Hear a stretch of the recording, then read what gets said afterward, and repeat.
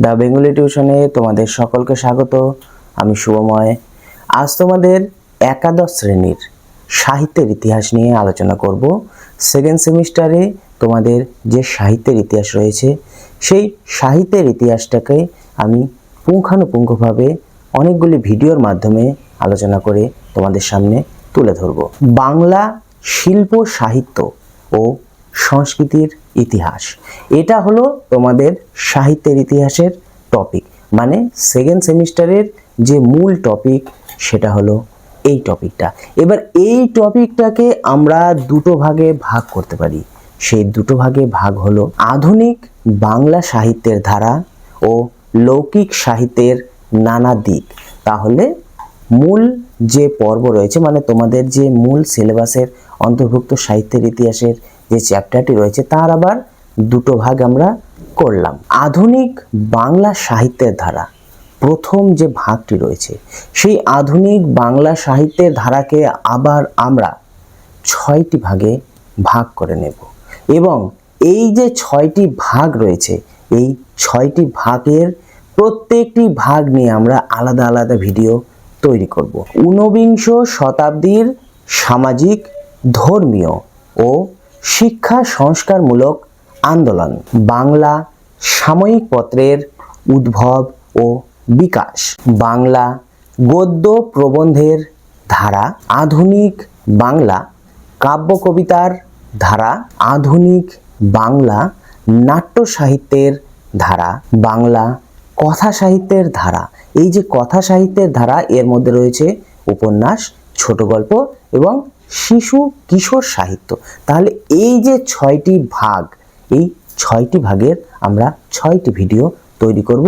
তার সাথে আরেকটি ভিডিও থাকবে যেটা প্রথম যে দুভাগে ভাগ করেছিলাম সেই দুই ভাগের মধ্যে পরের ভাগটি, মানে লৌকিক সাহিত্যের ধারা। তাহলে চলো এবার শুরু করি। আজ আমরা বাংলা সাময়িক পত্রের উদ্ভব ও বিকাশ, এই যে অধ্যায়টি, মানে আমি যে ভাগ করেছিলাম এই দ্বিতীয় ভাগ নিয়ে আজ আমরা আলোচনা করব। ফোর্ট উইলিয়াম কলেজের যে লেখকেরা ছিল সেই লেখকের দ্বারা, মানে লেখক যারা যারা ছিল তাদের দ্বারা বাংলা গদ্য আবির্ভূত হয়েছিল বা বাংলা গদ্য নতুন রূপ পেয়েছিল, এটা আমরা বলতে পারি। দেখো, তোমাদের একটা কথা বলে রাখি প্রথমেই, ছাপাখানা যখন আবিষ্কৃত হয়েছিল সেই ছাপাখানা আবিষ্কৃত হওয়ার পর থেকেই বাংলা যে সাময়িক পত্রগুলি রয়েছে সেই সাময়িক পত্রগুলি বিভিন্নভাবে মানব সমাজে বা আমাদের মধ্যে প্রভাব বিস্তার করতে পারে, মানে করতে থাকে। একাধিক লেখকের, মানে প্রচুর লেখকের সাময়িক পত্রে যে লেখাগুলি তা সাধারণ জনগণের মধ্যে প্রভাব বিস্তার করে, মানে সাধারণ জনগণের কাছে তাদের লেখা পৌঁছে যায়। তখন পাঠ্যপুস্তকের যে গণ্ডি সেই গণ্ডি অতিক্রম করে সেই বাংলা সাহিত্য চলে যায় অনেক দূরে। আর এই সাময়িক পত্রের ফলেই, মানে সাময়িক পত্র উদ্ভবের ফলেই বাংলায় যে জটিল ভাষা এতদিন ব্যবহৃত হতো সেই জটিল ভাষার ব্যবহার ধীরে ধীরে কমতে থাকে এবং সাধারণ চলিত ভাষার ব্যবহার অনেক বেশি শক্তিশালী হয় বা সাধারণ চলিত ভাষা অনেক শক্তিশালী হয়ে ওঠে। সাধারণ সরল মাতৃভাষা তখন সকলের সহজসাধ্য বলে মনে হয় এবং সবার তখন বোধগম্য হয়ে ওঠে। আমরা দেখতে পারি বিভিন্ন সমসাময়িক যে ইস্যুগুলো ছিল, মানে বিভিন্ন সমসাময়িক যে সামাজিক বিষয়গুলি ছিল সেই সামাজিক বিষয়গুলিকে কেন্দ্র করে সাময়িক পত্রে লেখালেখি শুরু হতে থাকে। ফলে স্বভাবতই আমরা বলতে পারি যে সাময়িক পত্র হয়ে ওঠে সমাজ সংস্কারের একটা হাতিয়ার। শুধুমাত্র যে সামাজিক সংস্কার, যে সাময়িক পত্রগুলি সমাজ সংস্কার করবে তা নয়, বিভিন্ন সমালোচনামূলক প্রবন্ধ বা বিভিন্ন সমালোচনামূলক লেখালেখিও এই সাময়িক পত্রে তখন একদম কন্টিনিউয়াস লেখা চলতে থাকে।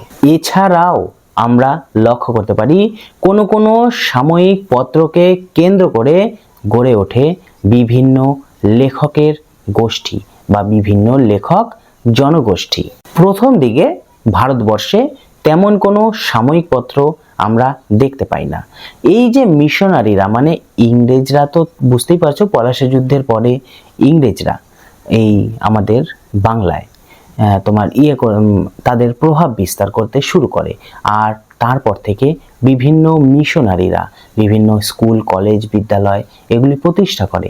আর সেই মিশনারিদের প্রচেষ্টাতেই প্রথম সাময়িক পত্র তৈরি হয়েছিল বা প্রথম সাময়িক পত্র প্রতিষ্ঠা পেয়েছিল। প্রথম সাময়িক পত্রিকা হিসাবে আমরা একটি ইংরেজি পত্রিকার নাম পেয়ে থাকি। 1780 খ্রিস্টাব্দের 19শে জানুয়ারি অগাস্টাস হিকির উদ্যোগে প্রথম সাময়িক পত্র তখন ছাপা হয়েছিল। তার নাম হলো বেঙ্গল গেজেট। তারপর ধীরে ধীরে ক্লার্ক মার্শম্যানের উদ্যোগে শ্রীরামপুর কলেজ থেকে একটি সাময়িক পত্র প্রকাশিত হতে শুরু করেছিল। সেই সাময়িক পত্রটির নাম ছিল দিগদর্শন পত্রিকা। মূলত আমরা বলতে পারি এই পত্রিকার মাধ্যমেই বাংলা সাময়িক পত্রের প্রথম সূচনা আমরা লক্ষ্য করি। তারপর কিছু সময় বাদেই সেই মার্শম্যানের উদ্যোগেই সমাচার দর্পণ নামে একটি পত্রিকা সেই শ্রীরামপুর মিশন থেকেই প্রকাশিত হয়েছিল।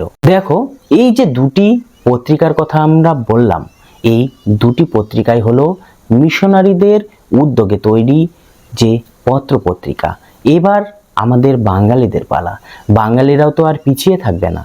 বাঙালিদের উদ্যোগে যদি প্রথম কোনো সাময়িক পত্র আমরা বলতে পারি যে বাঙালিদের উদ্যোগে প্রথম প্রকাশিত হয়েছিল, সেটি হলো বাঙ্গাল গেজেট। তারপর ধীরে ধীরে আরও বিভিন্ন সমসাময়িক পত্রিকা প্রকাশিত হয়েছিল। তার মধ্যে ছিল সংবাদ কৌমুদী বিশেষভাবে উল্লেখযোগ্য। এই যে সংবাদ কৌমুদীর নাম আমি বললাম, এই সংবাদ কৌমুদীর সম্পাদক ছিলেন আমাদের ভীষণ পরিচিত রাজা রামমোহন রায়। তাছাড়াও ভবানীচরণ বন্দ্যোপাধ্যায়ের সম্পাদনায় একটি পত্রিকা সেই সময় প্রকাশিত হয়েছিল। সেই পত্রিকাটির নাম হলো সমাচার চন্দ্রিকা। এই যে সমাচার চন্দ্রিকা নামক আমি একটি পত্রিকার কথা বললাম, এই পত্রিকাটি একটি বিষয়ের জন্য ভীষণ উল্লেখযোগ্য ছিল। সেটি কি বলতো? এই পত্রিকায় সতীদাহ প্রথা নিষিদ্ধ করার ব্যাপারে প্রথম আওয়াজ তুলেছিল এবং সতীদাহ প্রথা বন্ধের ব্যাপারে এই পত্রিকাটি ভীষণ গুরুত্বপূর্ণ ভূমিকা পালন করেছিল। বাংলা সমসাময়িক পত্রিকা নিয়ে আমরা অনেক কথা বলবো, তবে কিছু কিছু বৈশিষ্ট্য না বললেই নয়। দেখো, কয়েকটি বৈশিষ্ট্যের কথা আমরা এখন বলে তারপর বাংলা যে সমসাময়িক পত্রিকাগুলি রয়েছে সেগুলি একটা একটা করে আমি তোমাদের সাথে পর পর আলোচনা করব। তাহলে বৈশিষ্ট্যগুলো সামান্য একটু দেখে নেই। বাংলা সাময়িক পত্রগুলি জনগণের মধ্যে বিভিন্নভাবে প্রভাব বিস্তার করতে শুরু করেছিল ও তাদের অবস্থা সম্পর্কে, তারা এখন কেমন অবস্থায় রয়েছে সেই অবস্থা সম্পর্কে পাঠককে সতর্ক করে তুলেছিল এই সমসাময়িক পত্রিকাগুলি। পরের যে বৈশিষ্ট্য আমরা দেখব সেটি দেখো। প্রথমে আমরা জানি ফোর্ট উইলিয়াম কলেজ প্রতিষ্ঠিত হয়েছিল।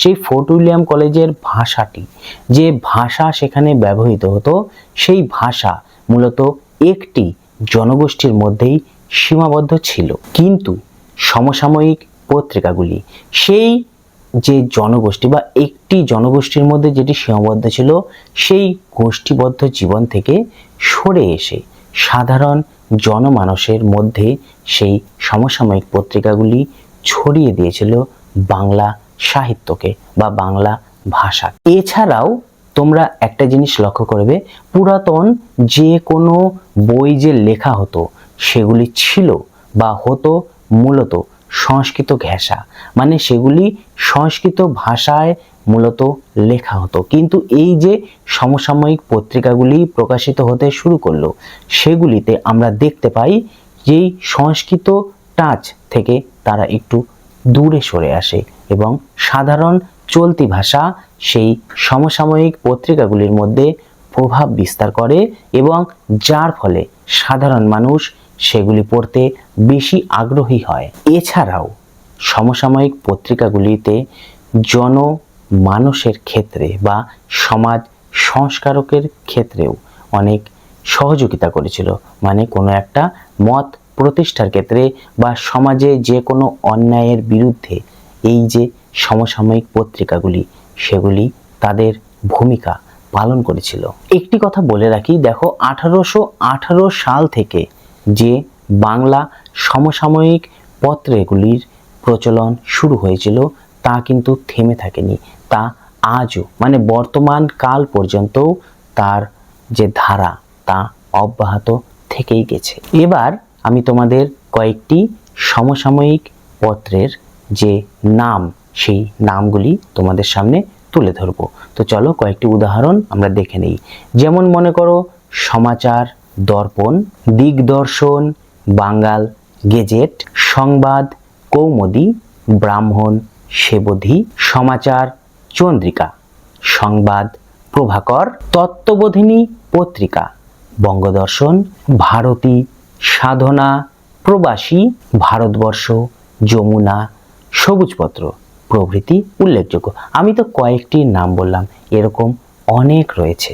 আচ্ছা, এগুলি তো হলো মূলত মানে কয়েকটি সমসাময়িক পত্রের উদাহরণ। এবার আমি কি করব বলতো? এবার আমি কয়েকটি সমসাময়িক পত্র সম্পর্কে তোমাদের সামনে আলোচনা করব। দেখো, সবগুলি বলা সম্ভব নয়, আমি বেশ কয়েকটি, তাও অনেকগুলি হয়ে যাবে, আমি বেশ কয়েকটি সংবাদপত্র বা বলতে পারো সমসাময়িক পত্র সম্পর্কে তোমাদের সামনে আলোচনা করব। তাহলে প্রথম যে পত্রটি নিয়ে আমরা আলোচনা করব, পত্রিকাটি অ্যাকচুয়ালি সেই পত্রিকাটির নাম হলো দিগদর্শন। দিগদর্শন হলো বাংলা ভাষায় প্রকাশিত প্রথম মাসিক পত্রিকা। এই পত্রিকাটি 1818 সালে প্রকাশিত হয়েছিল। এই পত্রিকাটি যুবক সম্প্রদায়কে নানা উপদেশ প্রদান করে থাকতো সব সময়। এই পত্রিকার মাধ্যমে ইতিহাস, ভূগোল, দর্শন ইত্যাদি বিভিন্ন বিষয় নিয়ে জনসাধারণকে শিক্ষাদান করা হয়ে থাকতো। এবার আমরা যেই পত্রিকাটি নিয়ে আলোচনা করব, সেই পত্রিকাটির নাম হলো সংবাদ কৌমুদী। তারাচাঁদ দত্ত ও ভবানীচরণ বন্দ্যোপাধ্যায়ের নেতৃত্বে এই পত্রিকাটি 1821 সালে প্রথম প্রকাশিত হয়েছিল। এই পত্রিকায় দেশ বিদেশের নানান খবর খুব সুন্দরভাবে প্রকাশিত করা হতো। লোক সমাজের উন্নতি সাধন করাই ছিল এই পত্রিকার মূল উদ্দেশ্য। আমাদের শ্রদ্ধেয় শ্রী রাজা রামমোহন রায় এই পত্রিকায় সমাজের বিভিন্ন বিশৃঙ্খলা নিয়ে অনেক লেখালেখি করেছিলেন এই পত্রিকায়। এবারে আমরা যে পত্রিকাটি নিয়ে আলোচনা করব তার নাম হলো সংবাদ প্রভাকর। ঈশ্বরচন্দ্র গুপ্তের প্রকাশনায় বা ঈশ্বরচন্দ্র গুপ্তের সম্পাদনায় এই সংবাদ প্রভাকর পত্রিকাটি প্রকাশিত হয়েছিল। 1831 খ্রিস্টাব্দে এই পত্রিকাটি প্রথম প্রকাশিত হয়। এই পত্রিকাটি আগে সপ্তাহে একবার করে প্রকাশিত হতো। তারপর লোকজন বা সবাই যখন এই পত্রিকাটিকে ভালোবাসতে শুরু করলো, তখন পত্রিকাটি সপ্তাহে 3 দিন প্রকাশিত হতো। তারপর যখন আরো বেশি ভালোবাসলো সবাই, তখন পত্রিকাটি প্রতিদিন মানে ডেইলি প্রকাশিত হতো। এই পত্রিকাটির একটি গুরুত্বপূর্ণ বৈশিষ্ট্য হলো এই পত্রিকায় প্রত্যেকটি পৃষ্ঠায় খুব সুন্দরভাবে সংবাদ পরিবেশন করা হতো। দীনবন্ধু মিত্র, রঙ্গলাল বন্দ্যোপাধ্যায়, বঙ্কিমচন্দ্র প্রমুখ বিশিষ্ট জনেরা এই পত্রিকায় নিয়মিত লেখালেখি করতেন। পরবর্তী যে পত্রিকাটি নিয়ে আমি আলোচনা করব, সেই পত্রিকাটির নাম হলো তত্ত্ববোধিনী পত্রিকা। 1843 খ্রিস্টাব্দের 16ই আগস্ট এই তত্ত্ববোধিনী পত্রিকা প্রথম প্রকাশিত হয়েছিল। এই পত্রিকাটি অক্ষয় কুমার দত্ত ও দেবেন্দ্রনাথ ঠাকুর পরিচালনা করতেন। এই পত্রিকাটি অনেকেই সম্পাদনা করেছিলেন বা এই পত্রিকাটি অনেকের দ্বারাই পরিচালিত হয়েছিল। তারা হলেন রবীন্দ্রনাথ, দ্বিজেন্দ্রনাথ, সত্যেন্দ্রনাথ। তাহলে দেখো এই পত্রিকাটি অনেকের দ্বারাই পরিচালিত হয়েছিল। আমরা দেখতে পাই এই পত্রিকাটিতে ধর্ম, দর্শন, ইতিহাস, বিজ্ঞান, ভূগোল, রাজনীতি প্রভৃতি বিভিন্ন বিষয় নিয়ে আলোচনা করা হতো নিয়মিতভাবে। পরবর্তী যে পত্রিকাটি নিয়ে আমরা আলোচনা করব সেই পত্রিকাটির নাম হলো বঙ্গদর্শন পত্রিকা। বঙ্গদর্শন পত্রিকাটি 1872 খ্রিস্টাব্দে বঙ্কিমচন্দ্রের সম্পাদনায় প্রথম প্রকাশিত হয়েছিল। এই পত্রিকায় সমাজের বিভিন্ন সমস্যা নিয়ে আলোচনা করা হতো। কয়েকটি উদাহরণ দিচ্ছি। মনে করো কৃষকদের এই পত্রিকাটি বিভিন্নভাবে সচেতন করে তুলত বিভিন্ন দিক থেকে। তাছাড়াও নীলকর সাহেবেরা নীল চাষিদের ওপর কিরূপ অত্যাচার চালিয়ে যায় সেই নোংরা দিকগুলিও এই পত্রিকায় তুলে ধরা হয়েছিল। এছাড়াও নারীদের শিক্ষা প্রচারে এই পত্রিকা অগ্রণী ভূমিকা পালন করেছিল। আমরা দেখেছি এই পত্রিকাটিতে বিষবৃক্ষ, কৃষ্ণকান্তের উইল, চন্দ্রশেখর, রজনী, রাজসিংহ, আনন্দমঠ, দেবী চৌধুরানী প্রভৃতি উপন্যাস ধারাবাহিকভাবে প্রকাশিত হয়েছিল।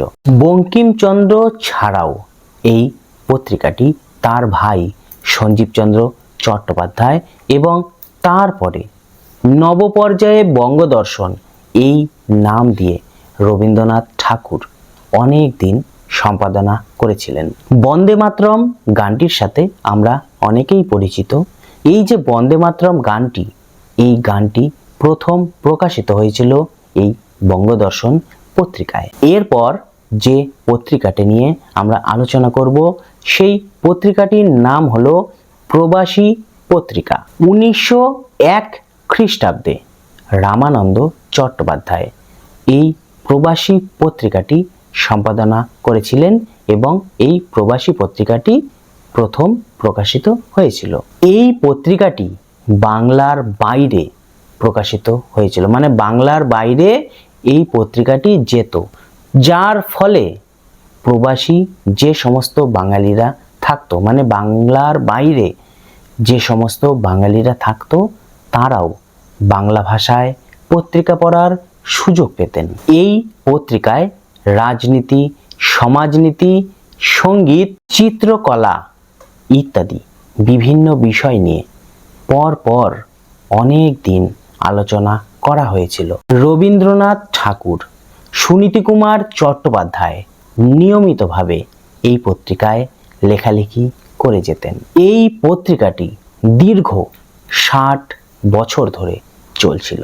তারপর এই পত্রিকাটি হঠাৎ বন্ধ হয়ে যায়। এরপর আমরা যে পত্রিকাটি নিয়ে আলোচনা করব সেই পত্রিকাটির নাম হলো সবুজপত্র পত্রিকা। 1914 সালে প্রমথ চৌধুরীর সম্পাদনায় প্রথম সবুজপত্র পত্রিকাটি প্রকাশিত হয়েছিল। এই সবুজপত্র পত্রিকাটিতে প্রথম সাধুরীতির ভাষা বর্জন করে চলিত রীতির ভাষায় লেখালেখি হতে আমরা দেখতে পারি। এই পত্রিকাতেই আমরা দেখতে পাই নতুন নতুন লেখকদের লেখার ব্যাপারে উৎসাহ প্রদান করা হয়েছিল। মানে ওরাও চাইতো, সম্পাদকরা, যে নতুন নতুন লেখকরা তাদের পত্রিকায় লেখালেখি করুক। এই পত্রিকায় নতুনেরা তো লিখতই, তাছাড়াও রবীন্দ্রনাথ ঠাকুর, ধৈর্যটি প্রসাদ মুখোপাধ্যায়, সত্যেন্দ্রনাথ বসু, সুনীতি কুমার চট্টোপাধ্যায় প্রমুখ বিশিষ্ট জনেরাও লেখালেখি করতেন। এই পত্রিকায় অনেকগুলি উপন্যাস প্রকাশিত হয়েছিল। তার মধ্যে উল্লেখযোগ্য হলো ঘরে বাইরে 4 অধ্যায়। এর পরে আমরা কল্লোল নামক একটি পত্রিকা নিয়ে আলোচনা করব। গোকুল চন্দ্র নাগ ও দীনেশ রঞ্জন দাসের সম্পাদনায় কল্লোল পত্রিকাটি প্রকাশিত হয়েছিল। এই পত্রিকাটি প্রথম 1923 সালে প্রকাশিত হয়েছিল। এই পত্রিকায় অনেক নতুন নতুন লেখকের লেখা আমরা দেখতে পাই এবং নতুন নতুন লেখকরা এই পত্রিকায় লেখার ফলে আধুনিকতার ছোঁয়া এই পত্রিকায় আমরা লক্ষ্য করতে পারি। রবীন্দ্রনাথ যে প্রেমের রোমান্টিকতার ভাবধারাকে তিনি দীর্ঘকাল বয়ে নিয়ে এসেছিলেন, সেই রোমান্টিকতাকে তীব্র ধিক্কার জানিয়েছিল এই কল্লোল পত্রিকার নতুন লেখকেরা। আসলে বাস্তব যে কতটা কঠিন তা এই পত্রিকার লেখকেরা আমাদের সামনে তুলে ধরেছিল। এই পত্রিকার উল্লেখযোগ্য লেখকেরা হলেন প্রেমেন্দ্র মিত্র, বুদ্ধদেব বসু, অচিন্ত্য কুমার সেনগুপ্ত, মোহিতলাল মজুমদার, তারাশঙ্কর বন্দ্যোপাধ্যায়, কাজী নজরুল ইসলাম, যতীন্দ্রনাথ সেনগুপ্ত, জীবনানন্দ দাশ, প্রবোধ কুমার সান্যাল ইত্যাদি। এরপরে আমরা সর্বশেষ একটি পত্রিকা নিয়ে আলোচনা করব। সেই পত্রিকাটির নাম হলো দেশ পত্রিকা। এখনো আমার মনে পড়ে আমরা যখন কলেজে পড়তাম, মানে আমি পার্টিকুলার কলেজে পড়তাম, তখনও আমি দেশ পত্রিকাটি অনেকবার দোকান থেকে কিনেছি এবং এই দেশ পত্রিকার যে লেখাগুলি ছিল, লেখাগুলি ভীষণ সুন্দর। মানে তোমরা বিশ্বাস করতে পারবে না এই দেশ পত্রিকাটি কতটা গুণে মানে মুগ্ধ ছিল আর কি, মানে কতটা গুণান্বিত ছিল, মানে পড়লে পরে তোমরা নিশ্চয়ই বুঝতে পারবে। 1933 সালে দেশ পত্রিকা সত্যেন্দ্রনাথ মজুমদারের নেতৃত্বে প্রকাশিত হয়েছিল। যে দেশ পত্রিকার নাম আমি তোমাদের সামনে বললাম, এই দেশ পত্রিকা মূলত সাপ্তাহিক পত্রিকা হিসাবে বেশি খ্যাতনামা ছিল। রবীন্দ্রনাথ থেকে শুরু করে প্রেমেন্দ্র মিত্র, প্রবোধ কুমার সান্যাল, যোগেন্দ্র মোহন সেন প্রভৃতি লেখকেরা এই দেশ পত্রিকার সঙ্গে যুক্ত ছিলেন। মানে তোমরা ভাবতে পারছো সেই কবে শুরু হয়েছে রবীন্দ্রনাথের আমলে, আর আমি তো কলেজে যখন পড়েছি তখন পর্যন্ত দেশ পত্রিকা চলতো। যাই হোক, এটা একটা এমনি কথার কথা বললাম। আর তারপর আমরা আসি এবার অন্য একটা পড়া নিয়ে। মানে এই যে ভিডিওটা, এই ভিডিওটা এই পর্যন্তই। এই ভিডিওটি আর দীর্ঘায়িত করব না। এর পরবর্তী যে ভিডিও, সেই ভিডিও নিয়ে আমরা খুব তাড়াতাড়ি আলোচনা করব।